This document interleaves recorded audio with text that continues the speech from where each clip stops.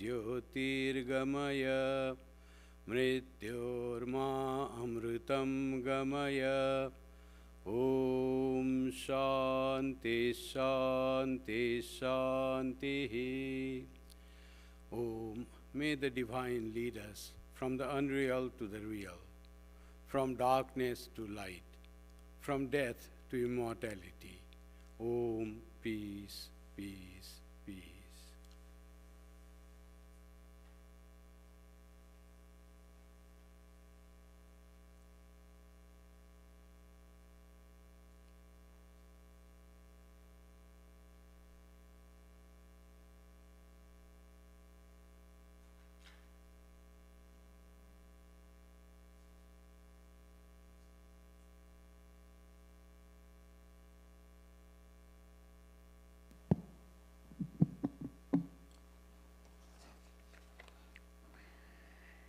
The meaning of this song: dive deep, O mind, in the ocean of beauty.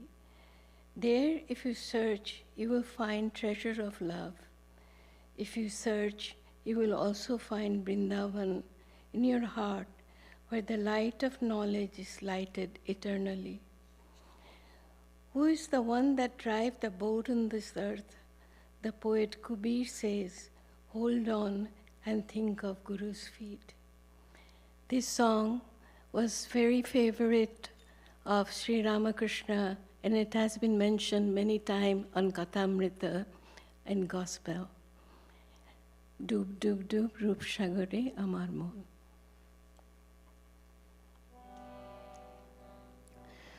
Dub dub dub rup shagore amar mon. Dub dub dub rup shagore amar mon. Dub dub dub rup shagore amar mon. Talatal patal khujle, talatal patal khujle, pabi re prem ratna dhon, pabi re prem ratna dhon. Dub dub dub rup shagore amar mon. Dub dub dub rup shagore amar mon. খোঁজ খোঁজ খোঁজ খুঁজলে পাবে হৃদয় মাঝে বৃন্দাবন খোঁজ খোঁজ খোঁজ খুঁজলে পাবে খোঁজ খোঁজ খোঁজ খুঁজলে পাবে হৃদয় মাঝে বৃন্দাবন দীপ দীপ দীপ জ্ঞানের বাতি দীপ দীপ দীপ জ্ঞানের বাতি হৃদয়ে জ্বলবে অনুক্ষণ হৃদয়ে জ্বলবে অনুক্ষণ ডুব ডুব ডুব ডুব সাগরে আমার মন ডুব ডুব ডুব ডুব সাগরে আমার মন তলাতল পাতাল খুঁজলে তলাতল পাতাল খুঁজলে পাবি রে প্রেম রত্নধন পাবি রে প্রেম রত্নধন ডুব ডুব ডুব ডুব সাগরে আমার মন ডুব ডুব ডুব ডুব সাগরে আমার মন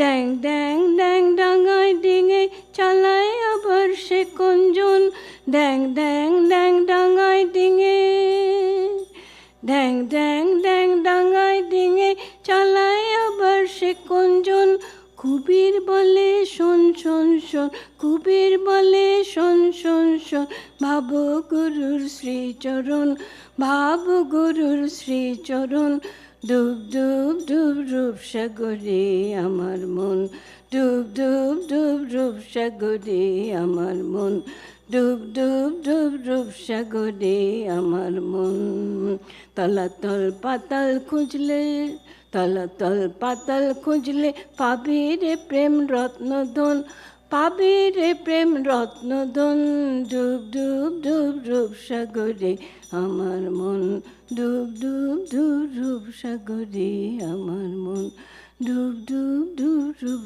সাগরে আমার মন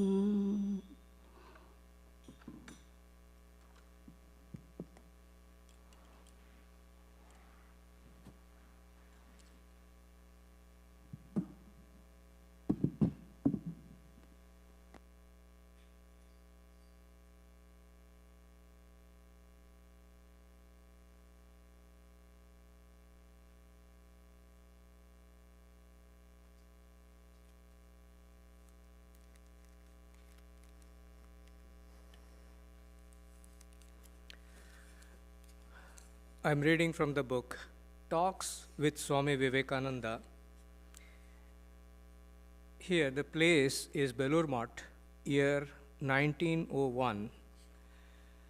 Disciple is Sharatchandra Chakravarti. Disciple. The Atman is all-pervading, the very life of the life of all beings, and so very near. Still, why is it not perceived? Swamiji. Do you see yourself that you have eyes? When others speak of the eyes, then you are reminded that you have got eyes. Again, when dust or sand enters into them and sets up an irritation, then you feel quite well that you have got eyes.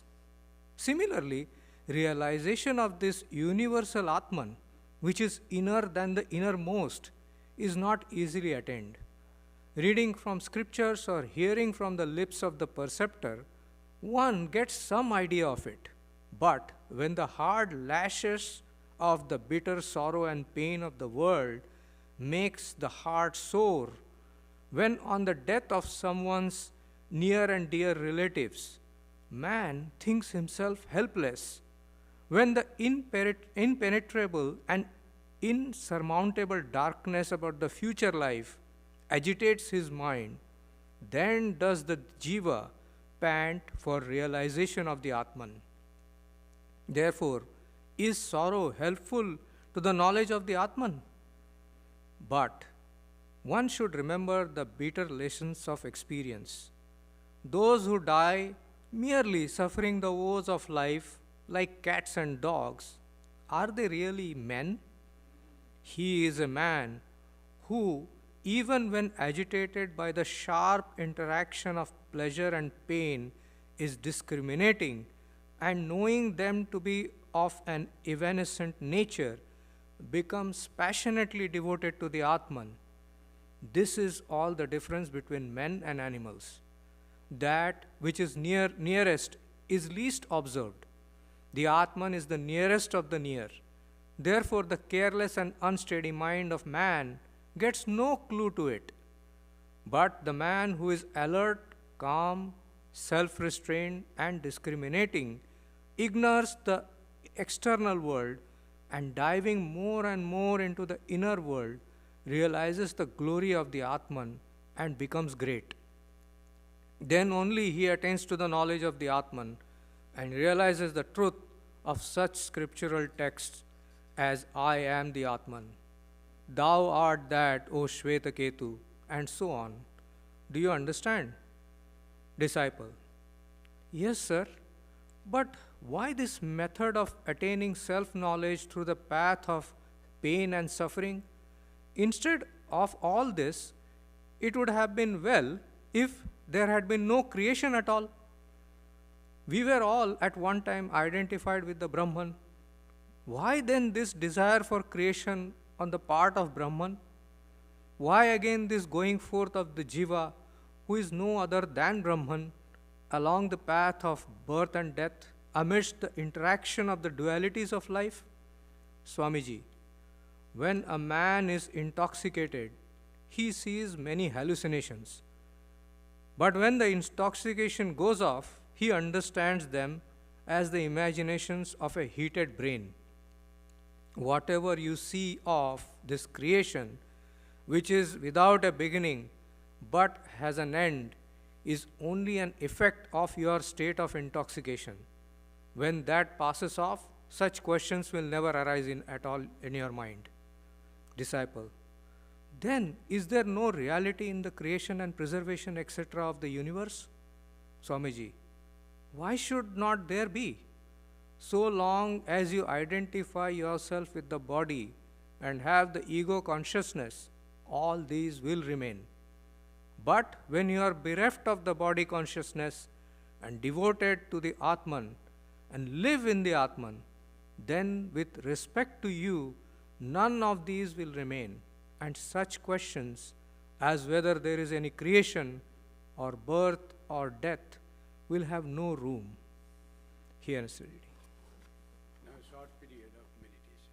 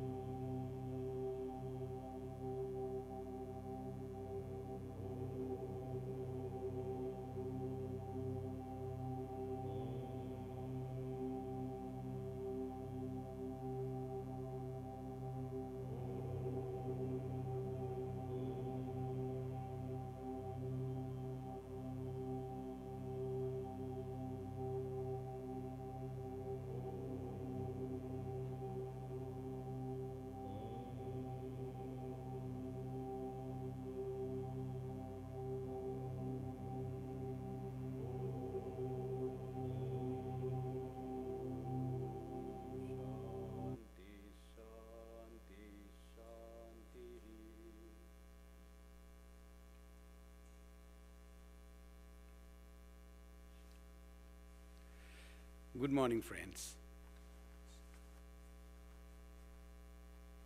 After 1 week, we are meeting in person. After 2 weeks, rather. The last week I was in Winnipeg, Vedanta Society of Winnipeg. They had some program on Sunday, so I had to be there. So today's topic is Maya, the illusory reality. So very topic says, how can illusion be reality? It's real in experience, but ultimately it is all unreal, because the real thing is that which doesn't change. The very definition of real is it always remains same. There is no decay, change, or destruction of the reality. And the Maya, as we experience, is ever-changing, and that's why it is not the real. But it looks like real as long as we are alive, and it's a changing reality for us. What is the basis of this illusion? Is it connected with the reality? Is there something of the reality? Can we find the reality through this illusion? Or what is the way out? All that we'll try to discuss today. According to Brahman, according to Vedanta, the Brahman or ultimate reality or Atman is one without a second. And it is eternal, unchanging, undecaying, indestructible, uncreated. That is the reality, and infinite. And it's the nature of pure consciousness. That reality is Brahman. That never changes. And this Maya, Swami Vivekananda, what is Maya then? Swami Vivekananda describes Maya beautifully. This Maya is that what we experience, what we see, what we perceive. That whole thing is Maya. The Maya is our experience through this mind, intellect, brain, all working together. This whole universe is Maya, our body is Maya, our interaction is Maya. Everything that we deal with, we live with, all this is Maya. Our birth is Maya, our death is Maya. So Maya is everything, our experience. Swami Vivekananda's definition is very nice. Maya is not a theory, but a simple statement of facts that we experience in this world. Whatever is factual in this world is Maya. The one reality appears as many by the power of Maya. Maya is powerful. And the one reality that was without any modification, without any variation, appears as many, with all varieties. It is like the kaleidoscope. You have seen kaleidoscope that you will turn and you find many figures coming. Small pieces of glass, broken glasses are there, a few pieces. And when you see through it, there are many pieces are there, because mirrors are arranged in such a way, in between the mirrors is put the pieces of glass, small pieces of glass. This world is like that. In reality, there is only one thing, not like kaleidoscope, many things. In kaleidoscope, if you put one piece of glass, it will look many pieces of glass. So like that, this also, it is one reality, but we are seeing through the kaleidoscope of Maya. And we see so many varieties.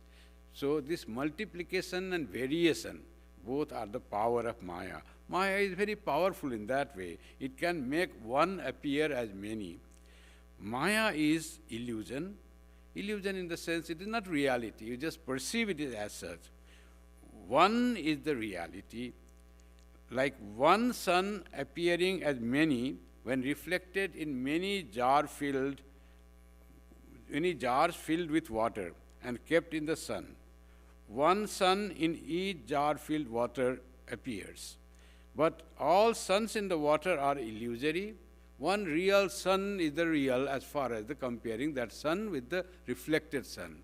All reflected suns are illusory. But all practical purpose, each illusory sun has the power of that sun. It gives you reflection of light. It gives you can see the things. It is bright in color. So it gets the power of what reflection it is. But there are so many suns, these are all illusory. Many is illusory, one is reality. That's what the Vedanta will like to say.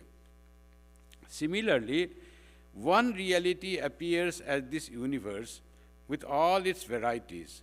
And what we find that one Brahman without a second, without any modification, without any variation, that appears as this vast universe with so many kinds of human beings, not only human beings, animals, plants, these rivers, mountains, this our earth, so many varieties. And outside the earth there are so many planets, so many stars, and so many galaxies. And so many galaxies, they say there are 2 trillion galaxies in this universe. So you can imagine how many galaxies are there. And our solar system itself has few billion stars, billion suns. So that vast is this universe. And all this is the appearance of that one, that Brahman appears as this. For all reality is not only appearance, it is experience also. Maya has the power not to see and perceive through the eyes. We experience with all 5 senses this universe, and we experience our own changes, modification in our own body and mind. All this is the power of Maya. This is the illusory power of Maya. Do then we not change? There is no Shadvikara, that birth, that Jayate, Asti, Vardhate, we are born, then we exist, and then we grow, then we mature, then we decline and we die.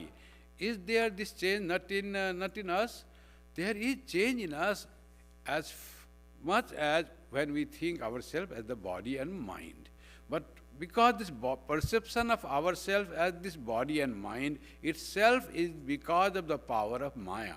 Maya makes us feel that I am this much, another is this much, these are the so many things, but we are not able to see that one that has become many. One has become many by the power of Maya.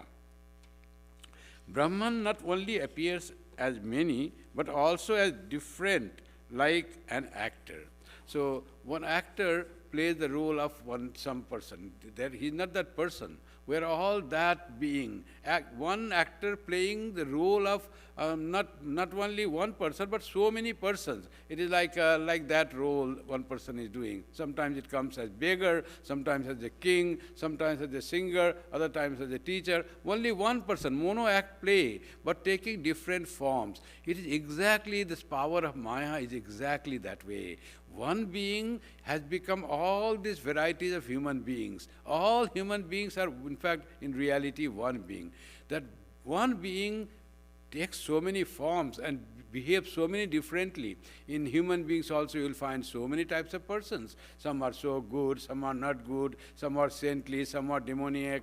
So many persons are there. Some are wretched, some are very kind-hearted. All these different kinds of person are the manifestation of one reality, one Brahman, pure consciousness. It is all the manifestation of that one Satchit Ananda, of one real, conscious and blissful being.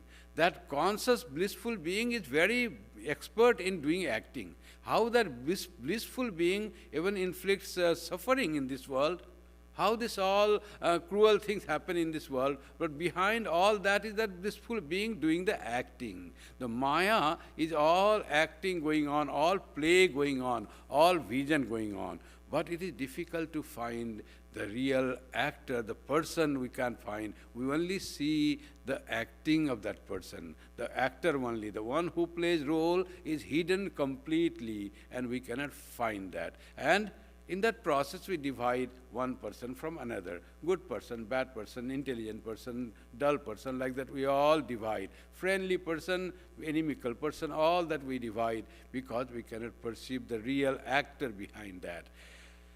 So this is the Maya thing, this illusion of Maya. Why it is illusion? But it is so real. That's why you call it reality, real, the illusory reality. So it is so real. This illusion is so powerful, acting, powerful makeup, it is very difficult to find out. Disguise is very perfect disguise that Brahman comes. And like Swami Vivekananda was once traveling through desert, he was walking, and he was feeling thirsty. Suddenly he found, oh, there is water there, oasis there. And he went there, nothing was there. Then he realized, oh, this is what is called mirage. I have read in school about the mirage, that in desert you look like water, but there is no water at all. So this is called desert. That he realized after perceiving. Reality is there is no water, but looks like, it feels like, you can even see the shadow of trees in that water, mirage water. And Swamiji says, after that, I started walking in the desert. Again the mirage came. Again I saw water body. But now this time I was able to understand there is no water there. It just appears. It is just illusion. So once he could find out that illusion, and he was not deceived by the illusion. He could catch this. Shankaracharya describes Maya as sannapi asannapi ubhayatmikano. We are talking about the illusory reality, but Shankaracharya says it is neither real nor unreal. Sannapi asannapi. Neither both, real and unreal, sometime real, sometime unreal. Not that. It is then what is it? It is neither real nor unreal, neither sometime real, sometime unreal, neither both real and unreal, nothing. Bhinnapi abhinnapi ubhayatmikano. Neither it is different, nor it is indifferent, all one. There is nothing like that, and neither both. Sangapi anangapi ubhayatmikano. It is neither having parts, nor having, it is only one. Nothing of that, neither both of them. Then he says, how to define them? What is it? Mahadbhuta, it is extreme, it's a strange thing of anirvachaniya swarupa. And Shankaracharya says, I cannot define Maya. It is indefinable. It is such an illusion, such a magic, we cannot understand. We cannot define it as this. You fail to define it as this. It is all unreal. You cannot say that. It is real. You cannot say that. It is both sometimes real, sometimes unreal. That also you cannot say that. It is indefinable. And it is such a strange thing you cannot define in words. That is what the Maya is. So when we deal in the world, it is real for our waking experience. In dream experience, there is also Maya. It is real. In deep sleep, there is also Maya. We are in Maya, in deep sleep. That is also real. But when we wake up from this Maya and have the experience of supreme reality called Nirvikalpa Samadhi, or the knowledge of Brahman that sinks into us, then all this Maya vanishes. As Swami, in the reading was so beautiful, is when he asked, how this one became many? What was the purpose? What was the reason that one blissful being has to play in so many different roles, and not understanding the reality has to suffer in the life here because seeing the Maya? Why? What was the need of that? It was already in the bliss, joy. So Swami Vivekananda says you cannot ask this question when you are in Maya. When you go out of Maya, you can ask that question, but that question does not arise when you go out of Maya. When you realize Brahman, realize truth, then no question comes, oh, I was in so much of ignorance, I was having Maya. That it totally vanishes. The Maya thing totally vanishes when you have the knowledge of Brahman. In Brahma Jnana, there is no place of Maya. So it all goes away. Like when we die, nothing of the world remains. All just goes away, vanishes. Oh, I was there for most of us. Some are like they remember in next birth about the past life. For most of us, where is past life for us? Nothing. No trace of that. We're all in this life alone. So like that is the Maya thing. When you are not in Maya, that question doesn't arise. When you are in Maya, that question cannot be explained. There is no answer to that question. But still, some try to explain the Maya, because Maya is a great thing. As the Sarat Chandra Chakravarti Swamiji, disciple, was asking Swamiji, why we had to come in this trouble? Kimichan kasya kamaya sariram manusvanjaret. Wishing what? Desiring what? We had to take this body. So in Vedanta, its question is asked, what was the purpose of that? So sometimes in the Vedanta it is described that God said, Eko aham bahusyama, I am one, I want to be many. And God is perfect. Perfection is when you have no desire or want. That is called perfection. You are fully satisfied, contented with that. You don't have any other wish. When wish comes, desire comes, that means there is something was lacking in you. That's why desire came, that wish came. So, eko aham bahusyama, I am one, I want to be many, itself is an explanation why this world is, on which this world is based. What is the basis of this Maya? Maya comes from what? So, in the previous verse, very beautifully Shankara describes it, it's from Viveka Chudamani.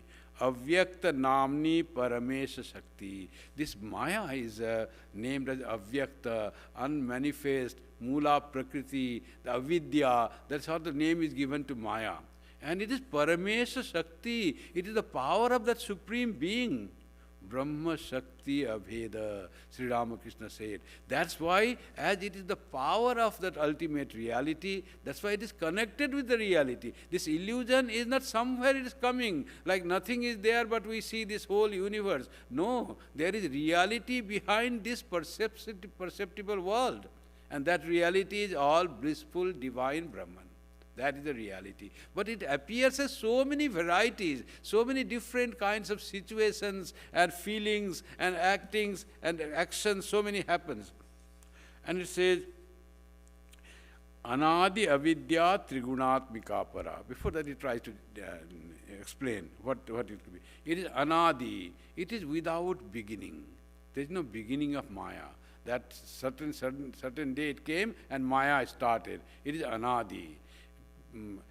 They call it anadi but santa. There is no beginning of Maya. When I started having this Maya, in which birth? How many births ago? Like 15 births ago I am having this Maya, then by being born and dying, like that. There is no such thing. There is no beginning of this Maya. Avidya, it's called avidya because ignorance is the cause of this. We are ignorance of what? Ignorance of supreme reality, ignorant of Brahman. That's why it's called ignorance or avidya. Trigunatmika para. It is trigunatmika. It is made up of three attributes, three qualities. What are the three qualities? They call it sattva, rajas and tamas.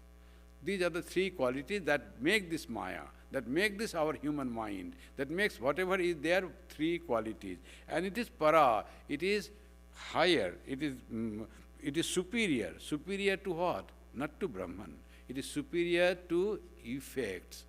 First is that, and all effects are from that cause. It also is called first cause. Brahman is not the cause. Brahman doesn't create. God doesn't create because God doesn't have any wish. But its Shakti creates, and Shakti is the first cause of this creation. Whole creation, this cause and effect comes. It has some, Shakti creates something, then it becomes the cause of another effect, and that becomes the cause of another effect, like that. Cause-effect chain comes, and then from Mula, Prakriti, that Shakti made up of 3 gunas only, that subtlest form, that power of Brahman, from that this multifarious, this universe comes. Universe of varieties and colors and textures. All this universe comes from so many elements, all that come from that one, the Shakti of Brahman. That's why it's called Para. And the cause is always superior to the effect. So that's why it's called Para. Karyanumeya Sudhiyaiva Maya. This Maya is experienced through the work and action. It is full of action. Then in last verse it says, Yaya Jagat Sarva Midam Prasuyati. Whole this universe is created by this Maya. She is the creator of Maya, of this world. That's why she is called Mahamaya or Jagad Amba, mother of the universe, divine mother that we call. Because this universe creation is possible because of the creator, and creator is divine mother. That's what it is. This is what the Maya is, says Shankara. Shankara's definition, very wonderful. Maya is very powerful, you can understand. It can create this. Creating something is so difficult. To create one iPhone or to create some machine is so difficult. Creating whole this universe and all this creation that we find in the world, creating any sophisticated rocket or anything that you find in this world, all is by the Maya. The Maya, that power gives intelligence, is Maya. And that intelligence, creativity, all are the Maya. That Maya creates intelligence, Maya creates creativity, and people start creating, making different types of new things. And all this is so difficult for one person. We can understand how many people are there to create big things. And this Maya single-handedly creates all this. So it has to be very powerful to create the universe. Whole universe is born, and universe, how will it take effect from nebula to the stars in making, and then it starts solidifying, planets then rotating around.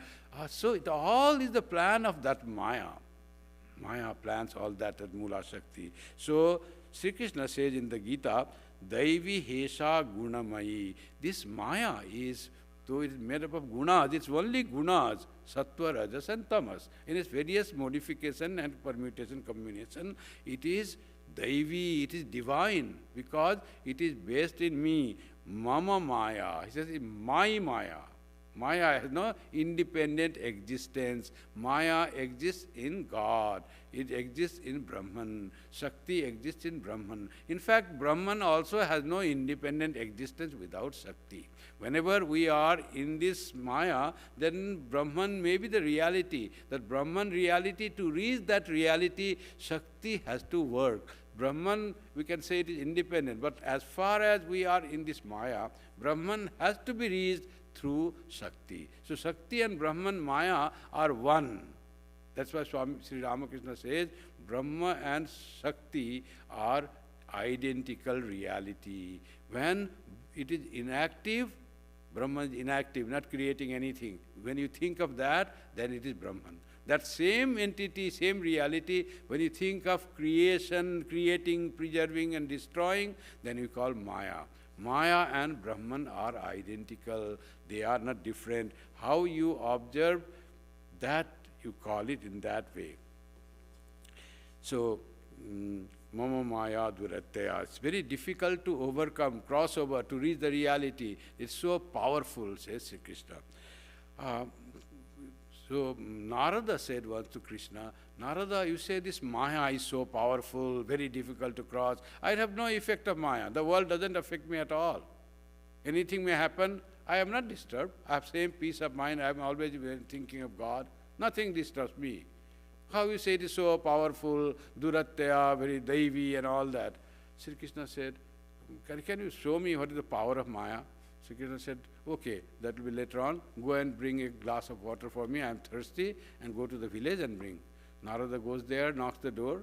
So he was never deviated from thought of God. Always he was in thought of God. World could not catch it, touch it. So that detached was Narada. knocks the door and wants a glass from my friend Krishna. So he finds a young girl, beautiful girl comes, out, opens the door. And then instead of asking for water, he falls in love and he starts talking something, can I get water? She says, yes. And in that, he falls in love with that girl. Now, glass, Krishna, all forgotten. Now, then he talks with his father, with her father, and says, can I marry her? The father says, okay. So she gets married to that girl. And after that, many years pass, and they have children, and their house was near the beautiful place, near the river, on the bank of the river. And days were going so seriously, and after some time, father died. All wealth became Narada's wealth now. So he was rich, happy, wonderful house, no problem anywhere. And then he had children, 3 children he got. Many years passed away. Then one day, it rained very heavily. Cloud burst, heavy rain, and river started growing up, rising up, and then it erupted, and it took this house was carried away by the river flood. And then he somehow held his one child, one wife with his hand, and one child on his shoulder. Somehow he was going, and one child after another, current of water was taking away the children. And finally all children were carried away by the water. He's holding very tightly in the dark night, all flooded, so trying to see him in that very strong current, holding his wife. And finally one gush of current of water comes and separates wife. Now somehow he was so sad. In one night everything finished. Now flood subsided and water abated, and he was thrown on the bank of a river, crying, weeping, wailing, all gone. In suddenly in one night everything is over, all happiness. Then he hears the voice when he was still crying, Narada, did you bring my water? Then he woke up and said, what is this? Then he remembers Krishna was there just beside him. And Krishna, what is this, all this? Then Krishna says, that was all Maya. That you're all thinking that changes have come in you. Nothing had happened. You just fell in the net of Maya. That is Maya. It can catch anyone. It is powerful. Then Narada realized, yes, it is powerful.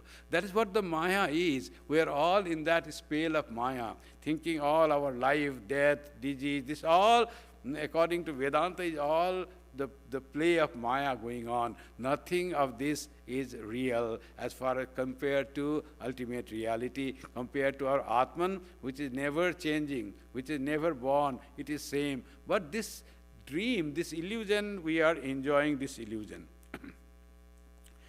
Maya, Sri Ramakrishna says, is of 2 types. He defined Maya in 2 types. One he called Vidya Maya, and another is called Avidya Maya. Vidya Maya is the one which takes us towards the reality, towards that joy, towards unity, towards God. That is called Vidya Maya. Our all spiritual practices, repeating God's name, prayers, all this come under Maya. There is nothing that other than Maya we do. Whatever we do is Maya. But that is called Vidya Maya because that is congenial to our spiritual unfoldment. And there is called Avidya Maya. Avidya Maya is that which makes us small, makes us shrink, makes us self-centered, and all given to sense enjoyment, thinking that is the only joy of life. That is all called Avidya Maya. So Vidya Maya and Avidya Maya, 2 types of Maya are there. So Avidya Maya shrinks us, makes us very self-centered, and Avidya Maya. And Vidya Maya makes us broader, makes us reach all other people, makes us friendly and serving to others, and makes us go towards the unity of all beings, which is called God. So that's what Sri Ramakrishna described Vidya Maya and Avidya Maya. And he says, you know what is Daya and Maya? Daya is compassion and Maya is Maya. What is Maya in the sense of Avidya Maya? Daya and Maya, they rhyme together, that's why he said. Daya is the compassion for all. You feel for others. Then you do something for others. You reach in charity. That is all called Daya. And what is Maya? Maya is when you think only of yourself or your family. I and that, as Swami Vivekananda says, Lord, save us and save me and my wife, my son John and his wife, us four and no more. Some big storm was coming. He started praying to Jesus. Lord, please save me and my wife, my son and his wife, us four and no more. So that is very avidya maya, self-centered. He is to pray that save no more, no other person. So like that is avidya maya, shrinks us, vidya maya broadens us. That's how Sri Ramakrishna defined maya. Sri Ramakrishna says that when the reality appears as creator, preserver and destroyer, we call it Shakti. And when it is inactive, we call it Brahman. The same reality. The same reality is Maya, same reality is Brahman. Maya is active, creating, preserving and destroying, to again create, preserve and destroy in the next cycle. And Brahman is actionless, inactive, all blissful, nothing needs to be done. Brahman is impersonal in that way. Brahman is impersonal, nirguna nirakara. It is nirguna Brahma. There is no quality, there is no form, it is all infinite.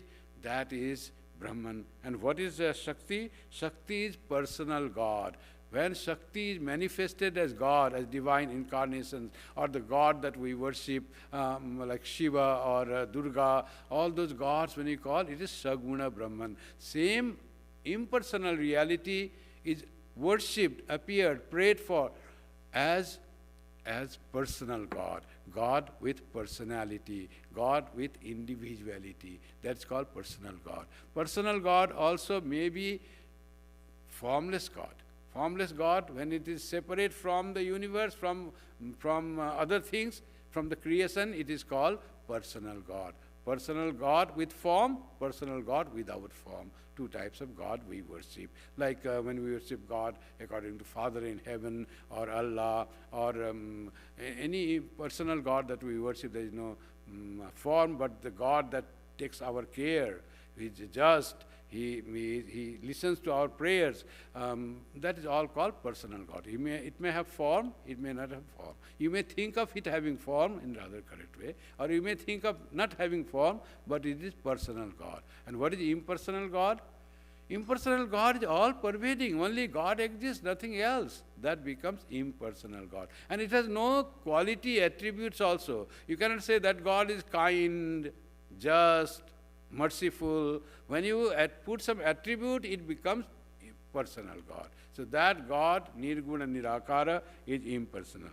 Brahm, that is what appears. So Maya is, as Shankara also said, it is trigunatmika, having three qualities that we experience in the world, all three qualities. What are the three qualities? Sattva, Rajas and Tamas.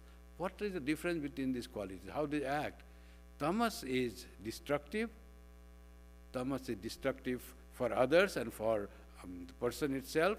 And Rajas is very passionate, active, creative. And Sattva is serenity, truthfulness, and takes us towards the ultimate reality. And Sri Ramakrishna gives the example of three robbers in the example of three kinds of qualities. He says one rich person was going through the forest. Suddenly three robbers caught him and they robbed him of all his money, wealth, whatever he was taking. And of the three robbers, one said, let us now, we have got the money, let us kill him. So others said, why to kill? We have already got the things we needed. Let us tie him and leave it here. And they tied him in a tree with a big rope, and he cannot open. And he was sure to die there. There was nobody else in the forest. And after some time, few minutes, he finds one person comes. It was the third robber. He says, oh, you have been suffering so much, let me open you out. So he comes, opens that knot and opens his rope and frees him from the bondage. And then this person was very happy. The robber can be like this, kind. And he says, oh, you have been so kind to me. Come to my house. To say, I will show you where you go. So he takes him up to the road from the forest. And then when he went to the road, he said, follow this way, you will reach your home. He said, the robber said, you have been so kind to me, can you come to our house? I will give you honor, reward, and I will tell people that such a nice person was there who saved my life. So the robber says, no, I cannot go there. If I go there, police will catch me. I am with the band of robbers. I am one of them, though I may be kind. So these are three gunas. Who said, kill him, destroy him, finish him? That was tamo guna. Tamo guna destroys, kills, finishes. And who said, bind him? That is rajoguna. Rajoguna makes all attachment, all passion comes from rajoguna. It binds us to this maya, to this creation, to this world, this temporary, fleeting, ever-changing world. We are bound to this world in so many ways, so many ropes have bound us. We are not free at all. So that is Rajoguna. And what Sattva-guna does? Sattva-guna tries to free us from this bondage, and it gives us good thoughts. Those are all about our acquiring the true knowledge. So how to manage this maya and get to reality? That is the thing. We have to go to reality through the maya.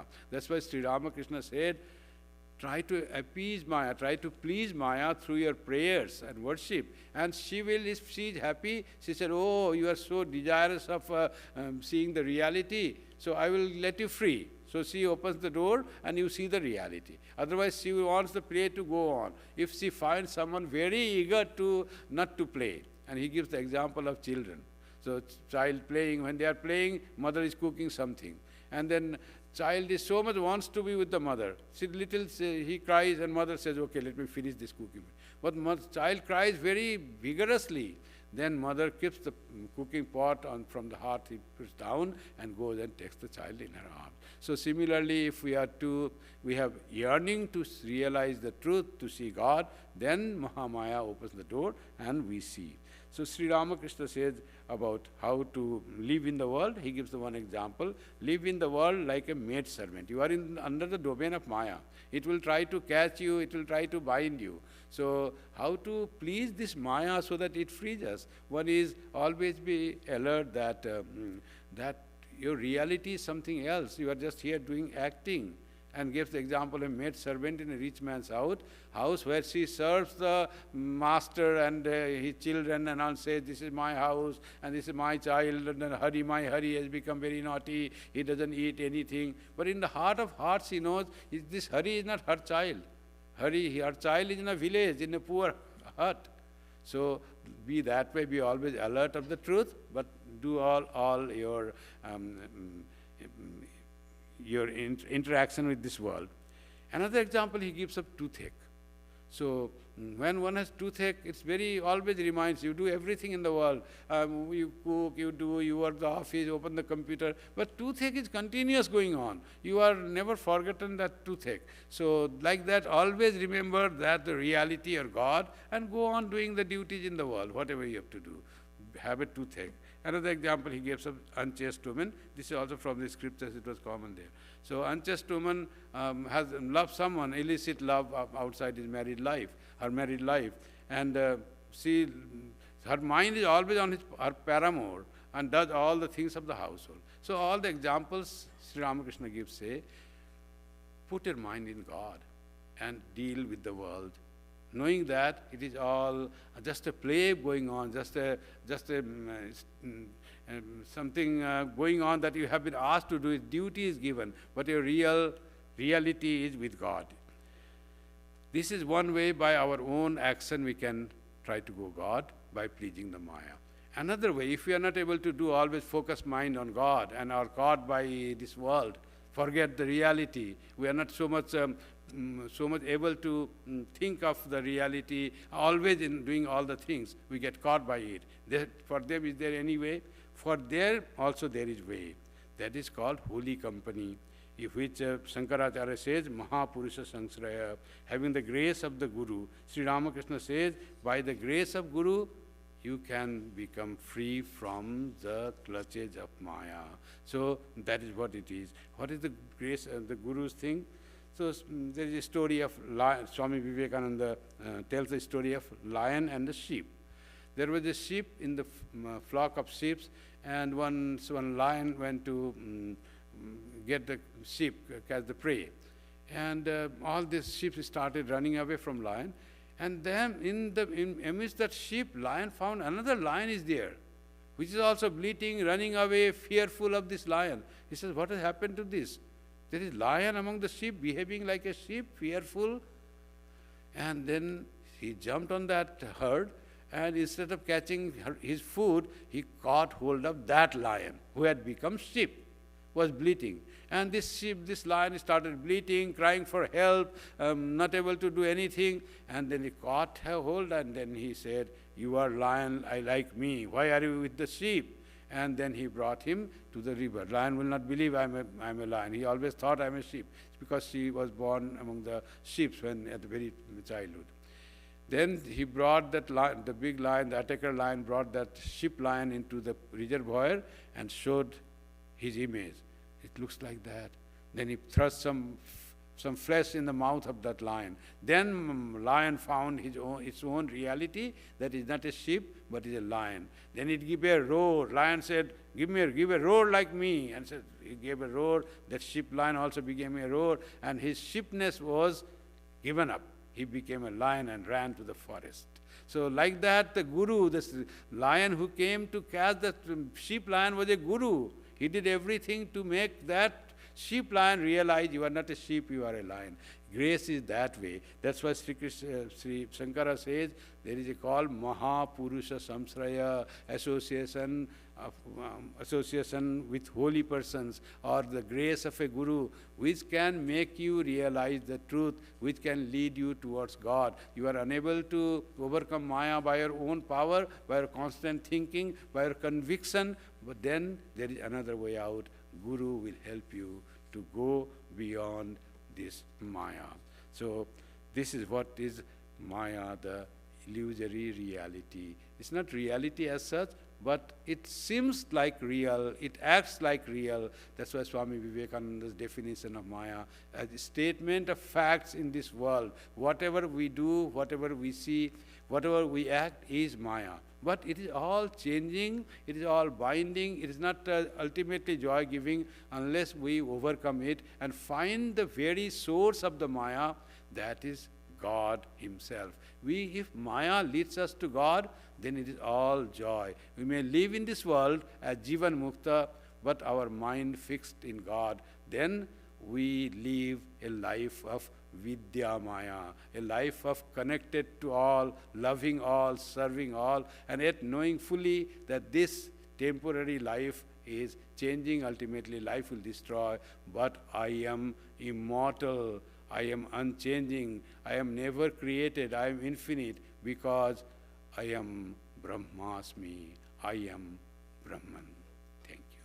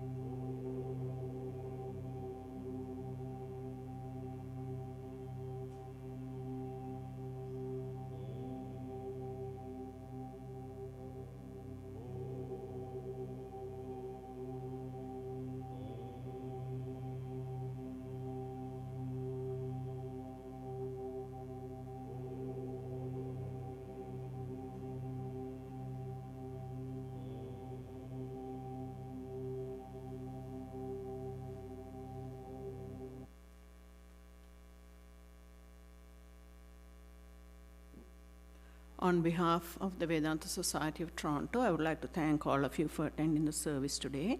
Now for some announcements of our upcoming events. At our next Sunday service, that's on December 8th, Swami will be speaking on how to grow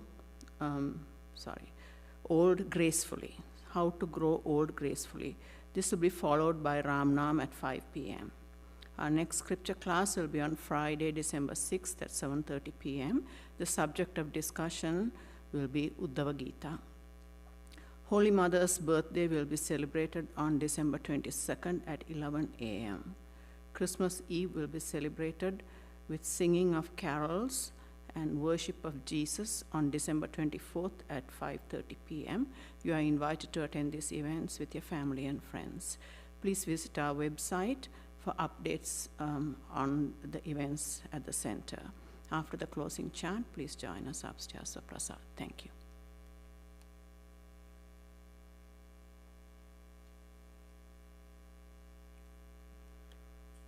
Om Shanti Shanti Shanti Harihi Om Tat Sat Shri Ramakrishna Arpanamastu. Jai Shri Guru Maharaj Ji Ki Jai. Jai Mahamai Ki Jai. Jai Swami Ji Maharaj Ji Ki Jai. Jai Bhagavan Buddha Ki Jai. Jai Isha Musha Ki Jai. Sarvastaratu Durgani Sarvo Bhadrani Pashyatu Sarvasad Buddhimapnotu Sarvas Sarvatra Nandatu. Hari Om Tat Sat. May all be freed from dangers. May all realize what is good. May all be actuated by noble thoughts. May all rejoice everywhere. Om, peace, peace, peace be unto us all.